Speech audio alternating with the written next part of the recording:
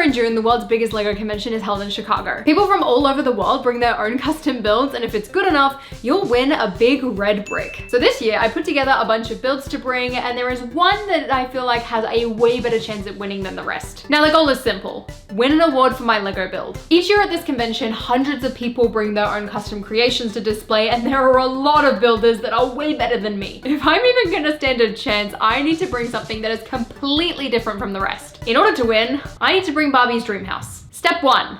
Plan. First thing I need to do is figure out what category exactly that I will be competing in. At LEGO conventions, there are multiple different awards that you can win in multiple different categories. In fact, Star Wars has its own little category. However, something like Barbie's dream house kind of fits into multiple categories, so I feel like there are a few different options I can go for. The first one being buildings. Another option could be the use of color category. However, since the Barbie house is quite literally just pink and maybe a couple other colors scattered throughout, I feel like it doesn't necessarily hit the brief. And the third and final one, which I will be entering this under, is pop culture. Now, Barbie is such a staple of pop culture. She's been an icon for many little girls growing up. We have the holiday Barbie, and not to mention the cultural phenomenon that was the Barbenheimer release of last year. However, on the bad side, this is probably going to be a very competitive category just because of how open-ended the interpretation is. So I'm gonna have to have an absolutely killer setup. Luckily for me, I've been a Barbie fan majority of my life, and last year when the movie came out, I went and bought myself a lot of the dolls based on various cosplays that I put together. So I figured it would be quite fun to bring a couple of my Barbies along to display alongside the house to really tie it in a little bit more and create an overall cohesive setup. And on top of buying the Barbies, I also recreated the skating and Western outfits as little LEGO minifigures that I got custom made last year so I can bring them along too. Then to top it all off, I bought 2 pink tablecloths from Target so that I could tie the entire display together and really have it lean into the Barbie theme. Step 2.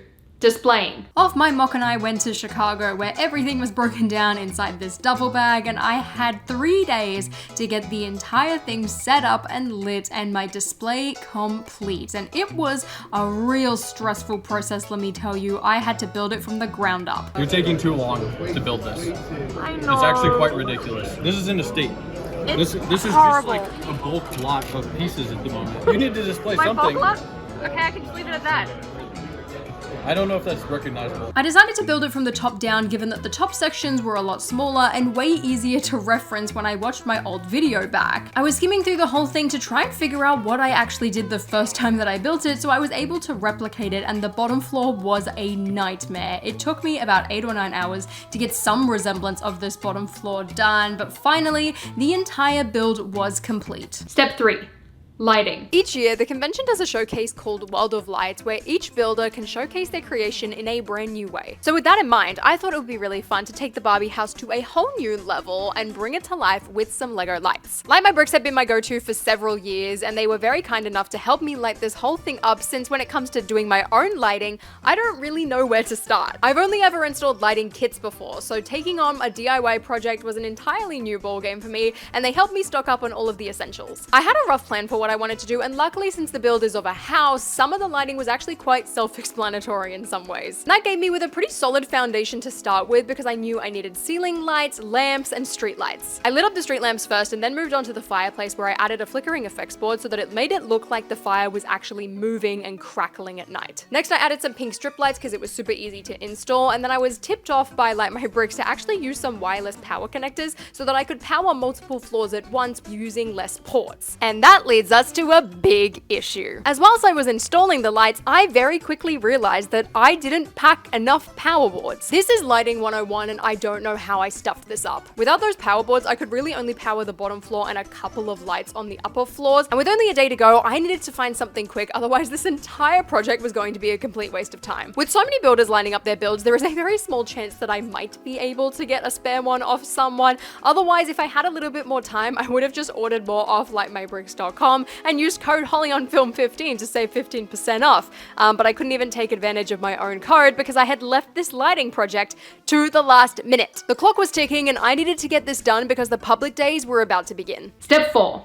Will I win? With my display done and my lighting complete, it was finally time for the convention to begin. Thanks to some last minute help from my friends, my build was completely lit up and shining bright so that it would hopefully catch the attention of the nomination committee. So now it's time to actually go and enjoy the convention. There were so many amazing and technical builds on the show floor that I started to freak myself out. I mean, how am I supposed to compete with Dr. Eggman or a life-size poker game or this giant murder mystery house? I'm screwed. I have no chance. But not only that, I spotted some other Barbie themed builds. This is a problem. How am I supposed to be unique and interesting if other people had the exact same idea as me? And the builds are incredible. I mean, I can do this. I could get nominated. Will people even vote for me, or is my build literally nothing special? Step 5, the results.